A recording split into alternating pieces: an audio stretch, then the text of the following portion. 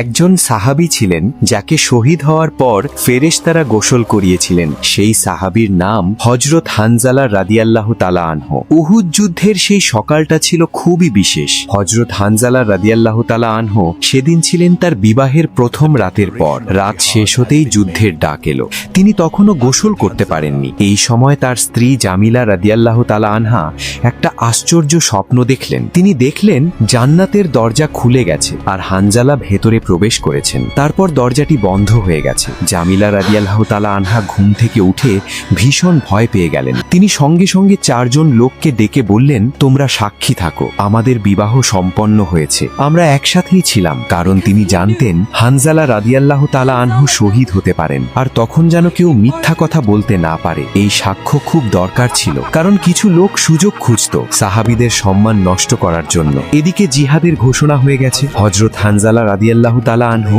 আর এক মুহূর্তও দেরি করলেন না। গোসল না করেই তলোয়ার হাতে যুদ্ধের ময়দানে দৌড়ে গেলেন। উহুদ যুদ্ধে তিনি সাহসের সাথে লড়লেন এবং অবশেষে তিনি শহীদ হলেন। যুদ্ধ শেষ হওয়ার পর সাহাবীরা তার দেহ খুঁজে পেলেন। তখন তারা অবাক হয়ে দেখলেন তার মাথা ভেজা, পানি ঝরছে। তখন হযরত মুহাম্মদ সাল্লাল্লাহু আলাইহি ওয়াসাল্লাম বললেন, আমি নিজ চোখে দেখেছি ফেরেশতারা আকাশ আর পৃথিবীর মাঝখানে মিষ্টি বৃষ্টির পানিতে হানজালাকে গোসল করাচ্ছেন। এরপর নবীজি সাল্লাল্লাহু আলাইহি ওয়াসাল্লাম মুচকি হেসে বললেন, সে দুনিয়াতে গোসল করতে পারেনি, তাই আল্লাহ তাকে ফেরেশতাদের দিয়ে গোসল করিয়েছেন। এই কারণেই ইতিহাসে হযরত হানজালা রাদিয়াল্লাহু তাআলা আনহু পরিচিত হয়ে গেছেন গাসিলুল মালাইকা, অর্থাৎ যাকে ফেরেশতারা গোসল করিয়েছিলেন।